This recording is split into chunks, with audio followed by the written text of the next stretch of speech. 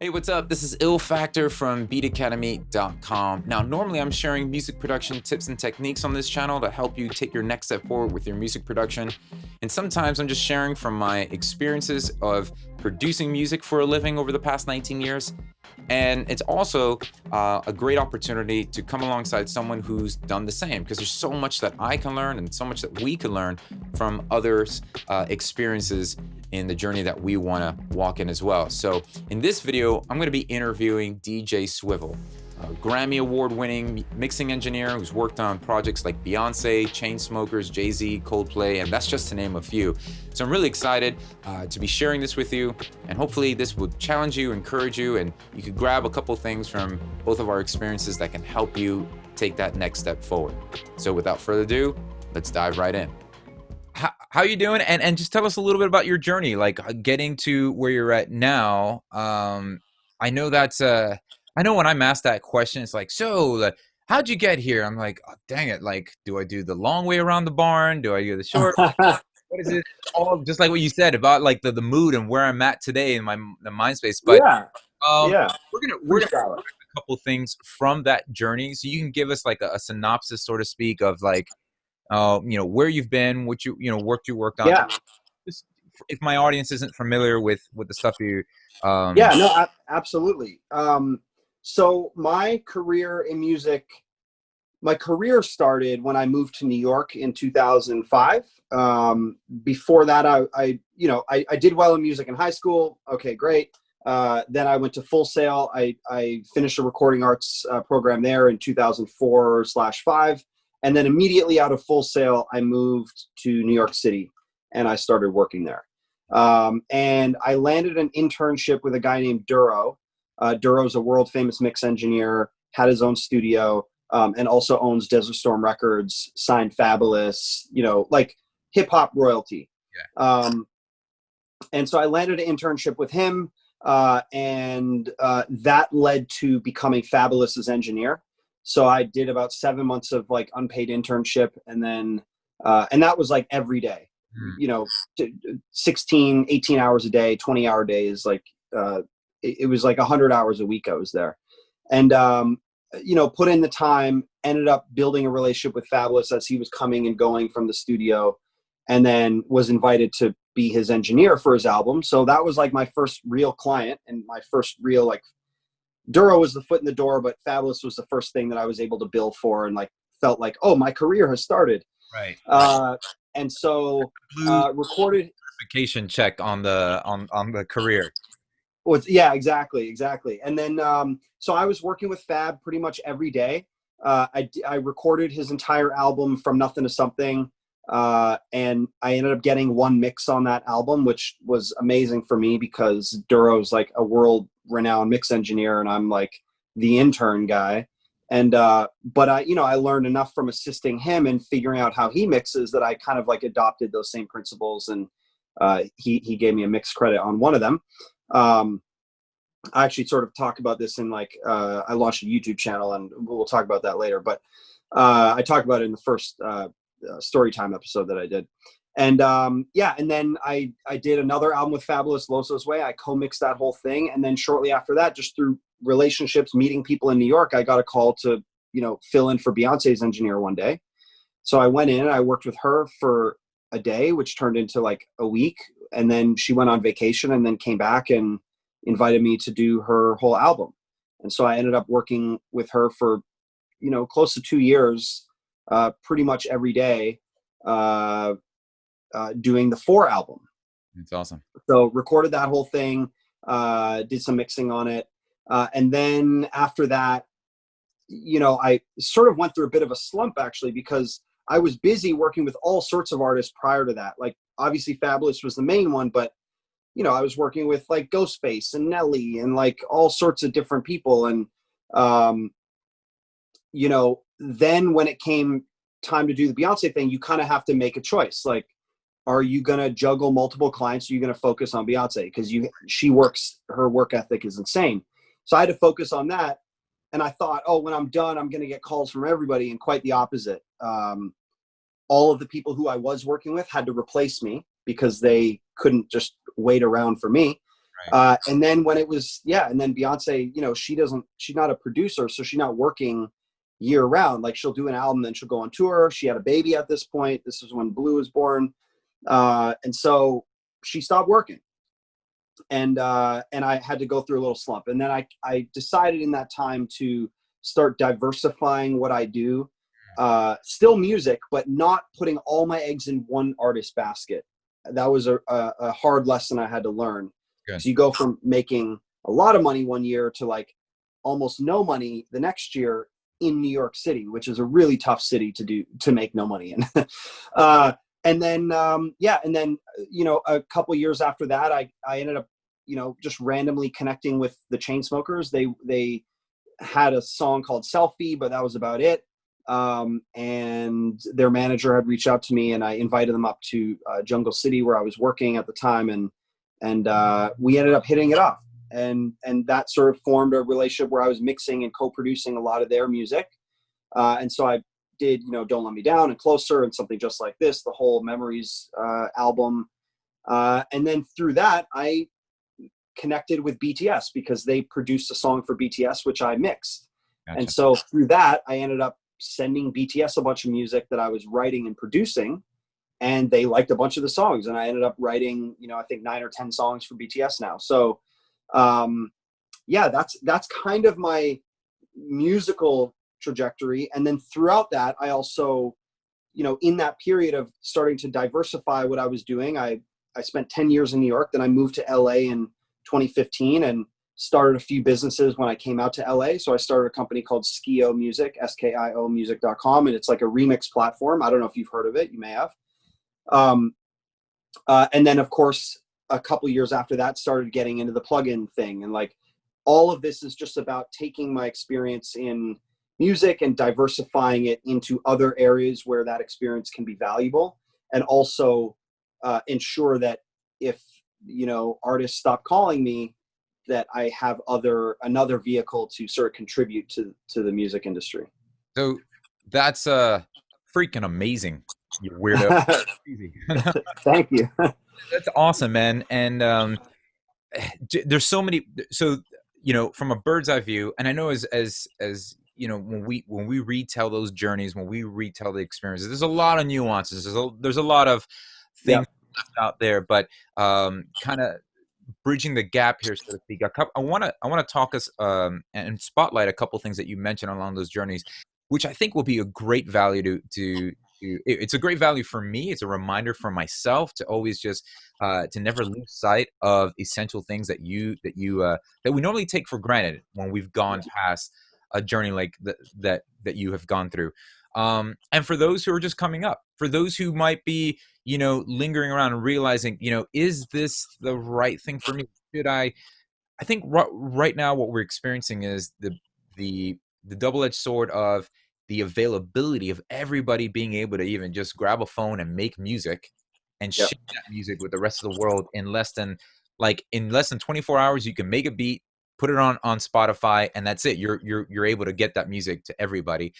But yeah, that's awesome. But then there's this other side where you're just like, if it was just that easy to put together, shouldn't the other side of the music industry also fall into place as easily as the technological side of putting? Does that make sense? When you say the other side, you mean sort of the marketing promotion, like building the brand, like that whole thing? No, well, here's what I'm experiencing when I from my vantage point and creating Beat Academy and just being able to mentor and inspire others.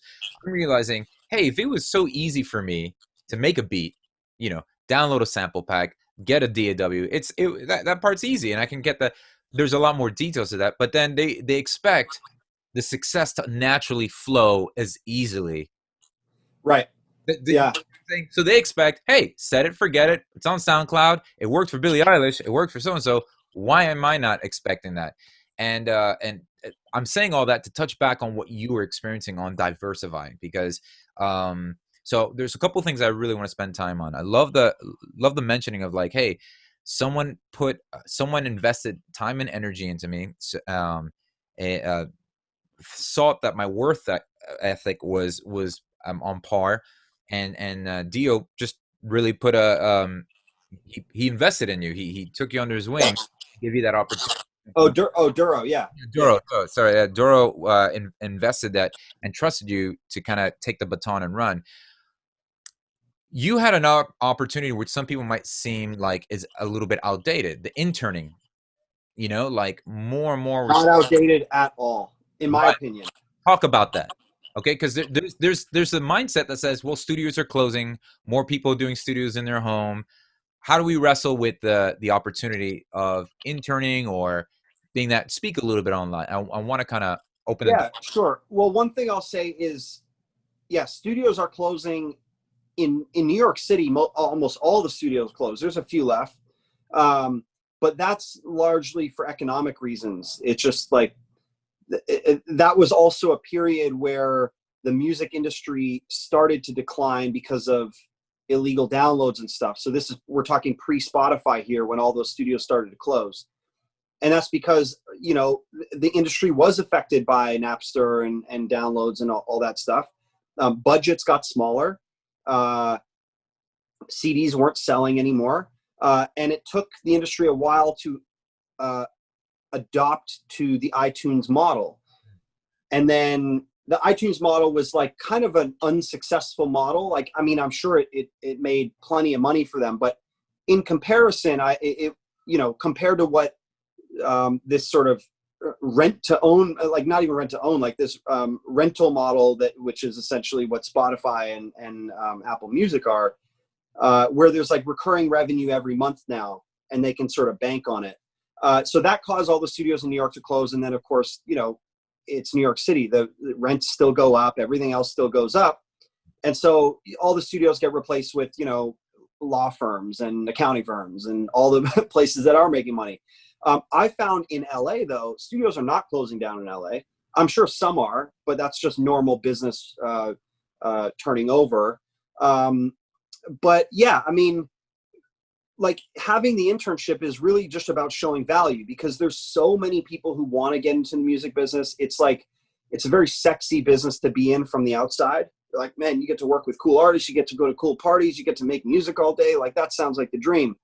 And largely it is. Don't get me wrong. There's plenty of headache that comes with it. Plenty of struggle, plenty of, it's not quite as peachy as everyone thinks, but it is a pretty great job. I love my job.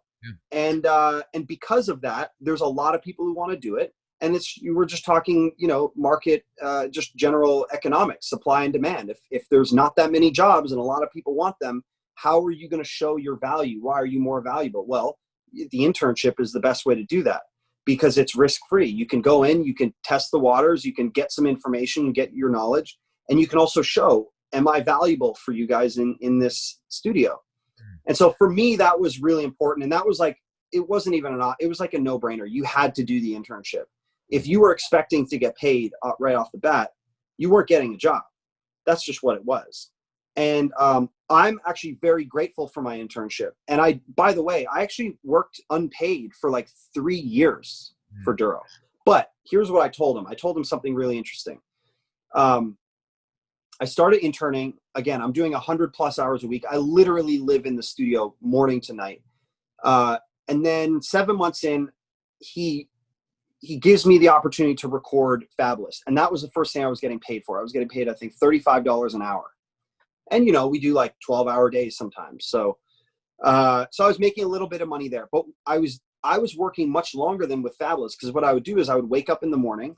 I would go work with Duro when he was mixing during the day, because he's more daytime hours. Then around 8 p.m., he would wrap up for the day, 7 p.m. maybe. And then an hour or two later, Fabulous would come in at 9 p.m. and we would work all night till like 5 in the morning, 6 in the morning sometimes. So I was still technically interning I was providing Duro value, but he afforded me the opportunity to work with Fabulous 12 months out of graduating Full Sail. So that to me was such a huge opportunity. I told him, I said, Duro, I'll continue to intern for, I was his assistant, but I'll continue to do whatever you need me to do on your side, unpaid, no problem. Just make sure you take care of me on the other side. Yeah. Right? When you see opportunities, whatever, put me in for those. And I was totally cool with that because, again, I was just trying to get my foot in the door, and it's a tough business to get your foot in the door. I'm Canadian. Like, I didn't even come from New York. Like, there was no music industry in Canada. I had no other option. Yeah. And it was the best thing for me because it taught me the work ethic. It taught me, just what it takes to succeed. And it allowed me to succeed in an environment where I could make mistakes. As soon as you're getting paid, when you make a mistake, if it's a big enough mistake, you're getting fired for sure. If you're unpaid, it's like, all right, he's learning. I'll give him the benefit of the doubt on this one. And you get a little bit of wiggle room to make those mistakes, which is important because you're going to make them. So I would not have changed a thing. And I'm not hiring anybody who's not willing to intern, like, period. Because I need to know that you want this real bad. If you're just looking for a job, like, drive Uber, do something else. But I want to know that you're really in it for the right reasons.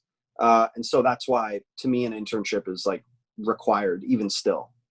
Yeah, there's so much wisdom in what we just shared. And it's almost like the things that it's funny you mentioned Full Sail, and I experienced this from a lot of people who would leave an SAE or Full Sail, that all those nuances, all the mindset and the determination that isn't really focused on in the school is what's really expected in that real world scenario. We bring up the internship, and the most, I think that really resonated was that bringing value. It's something that I scream off the, the mountaintops is, how are you going to bring value? And some of you watching might think, well, I'm not a mixing engineer. I'm an artist. I'm a singer-songwriter, or I'm just getting into producing my own music. Why is that any relevant into my worldview? I would just encourage you and even challenge you to remember that providing value and really bringing more to the table is what's going to give you that edge. If you find an artist that you're working with and develop, and you're more than welcome to chime in, Swiv. Yeah. If there's an artist that you invest or believe in, you're bringing value to that. And if you're like, well, how am I going to succeed in this whole producing for others, or making a living off of producing music for other people, or even how do I bring value for myself as an artist? I think one of the ways is, if you're always looking for opportunities, maybe like when you're producing an artist, rather than just giving them a beat, how about like realizing, oh, hey, I can help you with the branding. I can help you with a lot of these other things and the marketing aspects. If I just take some time to learn that, implement that, present this package to you, now I'm bringing more than just an 8-bar loop or a beat. I'm bringing a whole thing, a whole foundation that we can build a house on. And then you can take that to someone else rather than just presenting a song or a beat. You're taking them an artist that's been groomed and ready. Speak into that. What do you think about that? There's actually really interesting, you sort of touched on something there, like, expanding on bringing value. As it pertains to an internship, I'll say this. What I was doing when I first got my job was scrubbing toilets and vacuuming the floor and fetching food for people. But that is providing us a value. And anybody can do that. That's not a high skilled thing. But if you clean the floors and the bathroom till it's spotless and you get every corner, that's the same attention to detail required when you're mixing a record. So that's one parallel, by the way. So you do learn these lessons along the way that were really important. And it's just natural, like, human connection stuff. If you are around somebody for months and you're helping them and doing the sort of like the work that they don't want to do, you're providing value to them. They are going to look at in a kind manner and say, all right, you've done something for me. Now it's time for me to do something for you. But sometimes you really have to pay it forward. And let me talk about paying it forward now, more related to the production thing. And actually, I do a whole YouTube video on this that's coming out on Friday. It's about how I connected with the Chainsmokers and how I became sort of their go-to, creative sort of person to bounce their ideas off. It wasn't that I met them and it was like, all right, I'm going to mix your project. It wasn't that. Their manager, Adam, wanted me to meet them. And it was just a meeting. That's all it was. It's just to chat, and they played me some music, and I asked them, rather than trying to say, hey, let me mix this, let me mix that, I said, hey, can you leave me the music? I'm flying to LA this week. I'm going to listen through everything in extreme detail, and I want to just like take notes and blah, blah, blah. And they said, sure. So they sent me, I think, a Dropbox or whatever. And I had all the music. I put it on my phone. I'm on the plane. I'm listening. And I spent 6 hours listening to their music. And I took meticulous notes. I just started, I opened up my laptop and just created a document and just wrote everything that I thought they could do to improve these songs from a production standpoint, from a mix standpoint, from everything. And it was like 2 pages long of like just really detailed notes. And I sent it to them. I said, I think the music's great. Here's a bunch of things I think you can do to improve it. And at the end of the day, it's all subjective. So take what you want from it, try what you know, at the end of the day, it's your guys' music. But that was me providing value. I didn't charge them for that. I didn't say, I got to mix this. No, I just said, here's what I think you guys can do, but I think the music's great. You guys are awesome, you know, whatever. And then they didn't hire me to mix something right away, but they came back and they were like, all right, we want you to do this. So I ended up doing one song called Good Intentions on that Roses EP. And then the next song they gave me was Don't Let Me Down. Gotcha. So, and that was a few months later. So it didn't all happen right away, but I provided that value and I showed, hey, like I do have some creative opinions and maybe some of them resonated, and it was like, all right, let's give them a shot. So I think even to this day, it's important to provide value. I jokingly say it, but I'm also like dead serious. The one artist who I've never had the privilege of working with that's on my sort of like Mount Rushmore of incredible talent is Dr. Dre. I have like 4 artists on my sort of Mount Rushmore, and I've worked and met and engaged with all of them except for Dr. Dre. And it's like Quincy Jones I've connected with a number of times. Pharrell I've worked with a few times. Babyface I've worked with. Those are like, and then Dr. Dre. Those are my 4. And I say, even to this day, if Dr. Dre needed an intern to take the trash out, even today at 35 years old, with all the things I have going on, I would drop it to go do that. Gotcha. And I would do it because he's got information that I don't have, and I would love to learn. And if it requires me taking the trash out for Dr. Dre at 35 years old and having a ton of success already, I'm cool with that, because you know, he's the reason I got into music, and he's got his own philosophy on how to do things that I would love to sort of get some of that knowledge. So to me, you're never too old to stop learning, and it's always good to pay it forward, I think. Wow, that's great stuff, man. Yeah, really, really cool. So I also put that out there because if anybody knows Dr. Dre, literally, I will go and intern for free today. Mark my words, I would go do it. Let me just text him quick, let him know. Yeah. Hang on. I literally, just put it out in the ether. Like, you never know. Somebody will call. He's probably looking at a trash can right now. It's like, who is going to take out Who can take this out? Yeah. Take this out. I got you, bro. I got you. Awesome. So that's really good. I think that's a good foundation to kind of base a lot of, it's something that I resonate with as well over the 19 years of producing music and working with guys like Jimmy Douglas, rubbing shoulders with Pharrell and all these guys. And I'm realizing it really does come down to not treating people as projects, but as people. I used to treat them as a stepping stone to get to where I want to go. And that's caused me the issue of, it's caused a lot of issues. But then I thought, like, what if I just brought value regardless of what it did for me?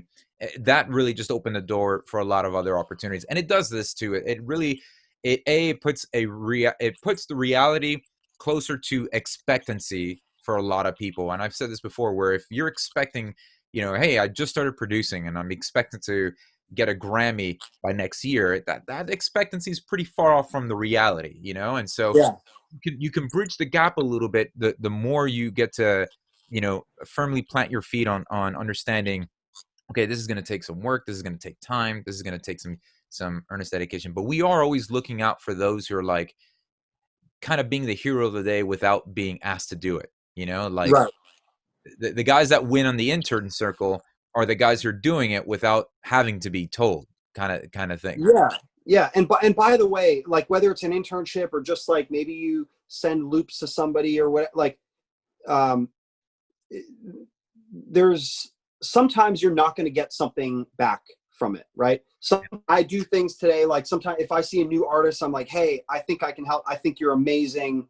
I still do this. If there's a new artist that I discover that's like, I'm just so inspired by and I think is incredible, hey, I'll mix something for you. I don't mind. Like, I'll do it.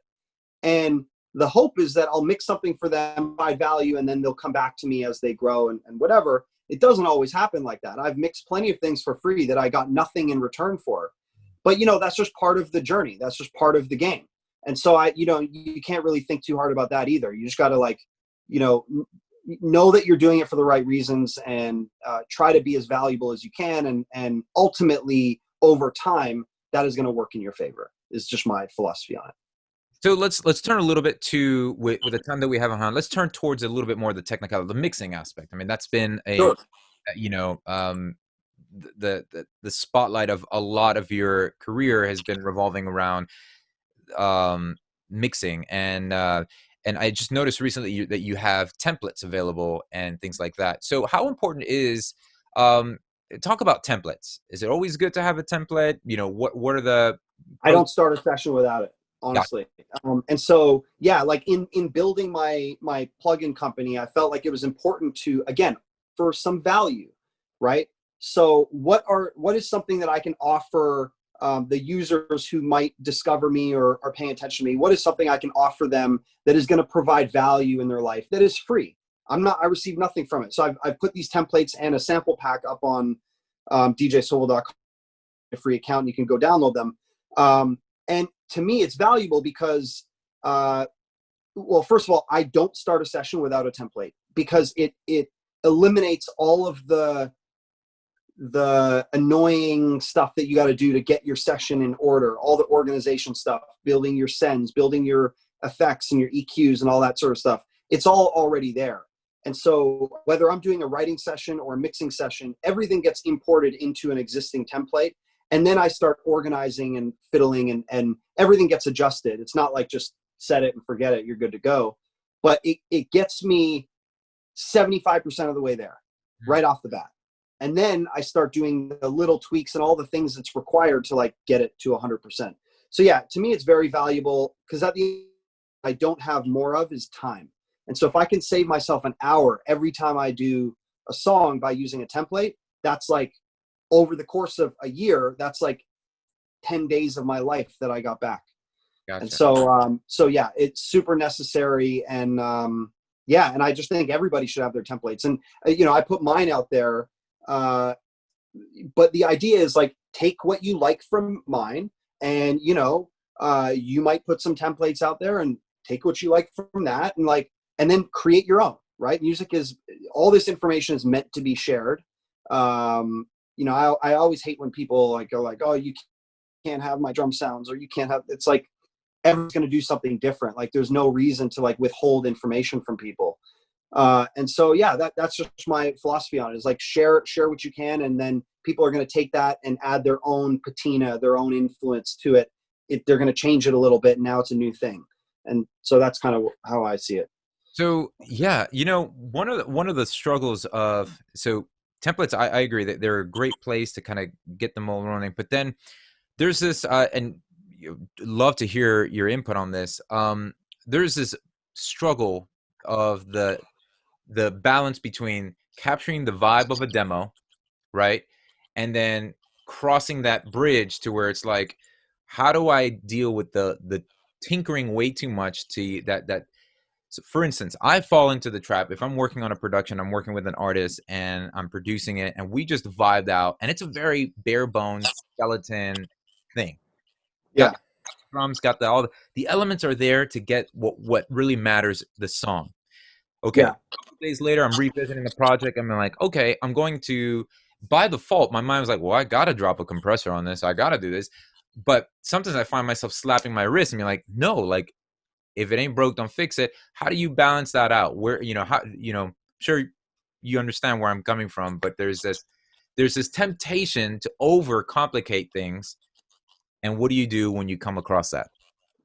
Yeah. I think that's a that's a habit of, like, younger, inexperienced mixers. Like, slap a plug-in on everything, it's going to make it better. And the truth is, producers have gotten really good nowadays. because there's so much information out there. I mean, the stems that I receive when I mix a song now sound so much better than they did 10 years ago. Yeah. And I think that's because of like people like you and like, and Game and like, what, I mean, there's like so much information out there to really like, in your craft. And so what I found is you don't need to put most stuff on. If the demo feels good, just improve what needs to be improved. And we get into this mindset of like, oh, I got to drastically change it, otherwise I didn't do enough. But sometimes not changing it, that's the genius, because the artist, they did it a certain way, or the producer, they did it a certain way. But they're looking to a mixer with a more trained ear, a highly focused sensitivity to sound, and they're looking for that, either a fix or reassurance that what they did was correct. And so saying, yeah, this hi-hat doesn't need anything, it's perfect, it's sitting mixed well, it doesn't need anything, no plugins. So when you look at my mixes, 70% of the tracks, maybe like 50 to 70% of the tracks have nothing on them. It's just like the stems as I receive them, and it's just balance, like volume, pan, that's about it. Right. And that's just like, yeah, that's just knowing, you just got to know when you need to touch something and when you don't. And that's the hardest part of like good production, good mixing. It's very easy to overproduce, right? Something's not right, therefore I must add. Sometimes something's not right, therefore you must subtract. People always forget that. So that takes time to learn, and I'm still learning it, by the way. So yeah, and likewise, it's a struggle that I find myself onto. But I bring that up because what I want, you nailed it when you mentioned having someone with a different perspective, because that's also answering the question, at what point does someone who's producing and writing their own stuff and making everything in their home, at what point do they say, I might need to hand this over to somebody to mix? Because a lot of times they're even continuously wearing the multiple hats. I'm writing it, I'm recording it, I'm producing it, therefore I'm going to mix it, and then I'm going to learn how to master it, and then learn like, granted, that's, hey, we can do that. But I'm glad we talked about that, because then it also opens up the conversation of like, it's okay to allow someone else in to give that new, sonic perspective, to give you the reassurance, like you mentioned, and also another perspective of saying, hey, you missed this over here. Let me help kind of improve on where you're at.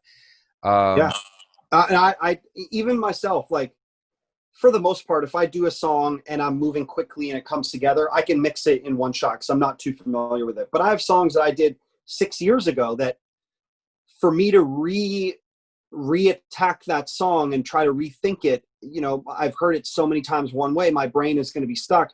Having an outside ear is like super valuable, just to let me know like what's great and what needs to change. I mean, I think that's just being comfortable with your own skill set and knowing when you need help. Right. Gotcha. Yeah. And super important to be able to recognize that. That's good, man. That's really good. Hey, I want to spend time talking about the sauce plugin. I think it's a fruit of what we mentioned earlier, the need to want to diversify, and that's also an important message too. We can spend a whole nother, on planting seeds in multiple soils. But let's talk about that. Like, what's the journey of someone like for yourself of like, hey, you know what, I want to. Because you're in the trenches all the time, what were like, if you're thinking, I'm going to put together a plugin, it's going to be the Swiss Army knife of the essentials that I normally use. What was the mindset? What was the thought process behind going to that? And then, because here's the things, like sometimes, I've talked to a lot of plugin creators and, hey, I'm making this. And I was like, okay, cool. But I fall into my habitual, like, I always go to this guy, or I'll go to this delay, or I'll go to that EQ. Yeah. And so how did you, So for me, it's actually really simple. I knew I wanted to get the plugins. I knew I knew that would be the next phase of my career. Not that I'm stopping writing or producing or mixing, but at some point, pop music is driven by young people. And at some point, I'm 35 now. At some point, I'll stop getting calls. Maybe that's in 10 years. Maybe that's in 20 years. But at some point, it's going to be the 18-year-old kid or the 22-year-old, like, graduate who's driving the sound of what's happening in music. I mean, look at Billie Eilish, like she's 18 years old and she's crushing it. So I knew that was an area I wanted to be in. And when I thought about launching the first product, I started going through my sessions and looking for tracks that had, because I don't put a lot of plugins on stuff, but every once in a while I got to put like 7 plugins on a track every once in a while. And I started going through my sessions and trying to figure out what are the tracks that require a chain of plugins to achieve the sound that I want. And it was largely when I was doing vocal chops, whether it's a vocal chop or like a weird ambient, like pitched weird vocal that's in the background or whatever. I kind of group them all in this like processed weird vocal chop. Not what you would do on a lead vocal per se, more about a sound effecty vocal. And that's where I was like daisy chaining like 7 plugins, and it was just like a long process. And if you're a beginner and you don't know how to effectively daisy chain those things and to get the sound that you want, makes it really, really hard. So I thought, all right, I'm going to take all of that, the creative stuff that is going into that, and funnel it into one plugin. So the initial purpose of the sauce was a vocal chop plugin. That's it, just for vocal chops. What I found is once you start adding all those effects, well, it's actually quite versatile to do plenty of things with it. And so that was the philosophy on why I went that direction. And then it became more than just a vocal chop plugin sort of along the way. But even to this day, I primarily use it for myself as a vocal chop plugin. And then also now I'm starting to use it more as an EQ, or sorry, not EQ, a delay or a reverb, and I'll put it on a send. Okay. So, because then you can do real creative stuff by pitching your reverb up or pitching it down or format shifting it, and you get these unique textures when it's not, if your lead vocal is not, the reverb you send to it is not just the lead vocal. It's like a processed version of the lead vocal.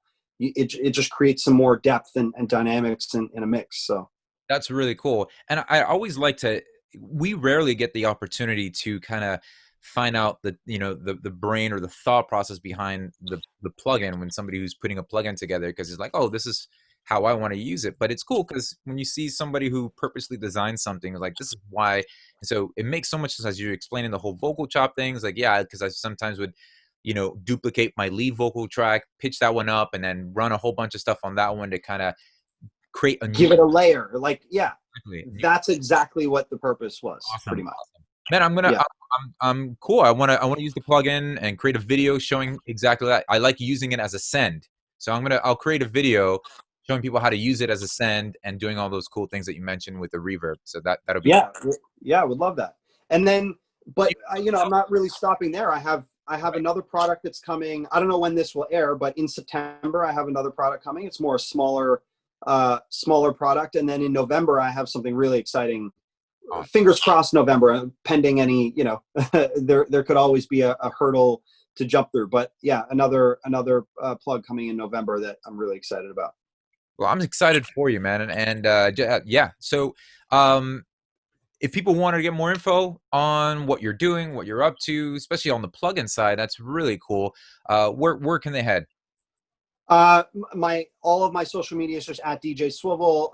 I just launched a YouTube channel, and I'm really kind of every week every Friday I drop a new video, and I have 2 series. One is called Story Time, where I'm just sharing stories from my career. So one of the stories that I shared was my first time meeting Jay-Z and how he really taught me something that day. Another story was how I actually introduced Diddy to social media. This is a true story. I introduced and created Diddy his first MySpace page. So I have all these stories I've worked with some amazing people, and I just have a ton of stories that go along with it. So that's every other Friday. And then I have another series called Just the Tips, which is essentially just me showing off, whether it's my product or other people's product. It's not even really about showing off product. It's just showing my process. Like the last video we just posted was my whole vocal recording process, from how you get an artist ready with like vocal warm-ups and what type of foods to eat and whatever, to how to get them comfortable and learning the record, to the vocal settings, and then how I comp a vocal and create a great vocal performance. So trying to just like, again, give back some of that information that I've been sort of holding on to, and make sure that, you know, people have another perspective. And like, there's so many ways to do things in music. There isn't just one way. And so just having another angle, there's probably 100 different how to record a vocal videos, but everyone does it a little bit differently. So I thought having my voice out there would be helpful to a lot of people. Cool, man. Well, dude, thank you so much for your time. Thank you for just sharing a little bit of your journey with us, and just being able to like, you know, dive into some of the fruits of your labor.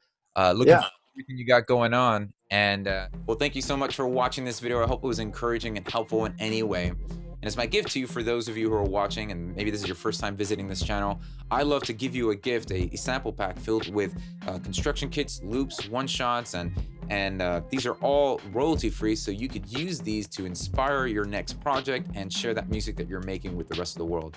And also, if you're looking for guidance, if you're looking for that mentorship, that accountability, the community, if you're looking to take that next step and you're serious about producing your own music, well, I have a platform that can help you achieve that. It's beatacademy.com. Pouring all my energy into that right now, so you definitely want to visit that for more information on how to take that next step in your music career. Thanks for watching. Be sure to subscribe, hit the like button, hit the little bell, do a couple backflips, breakdance fight, do all that stuff you got to do to stay up and informed of what's going on. And I'll see you next time.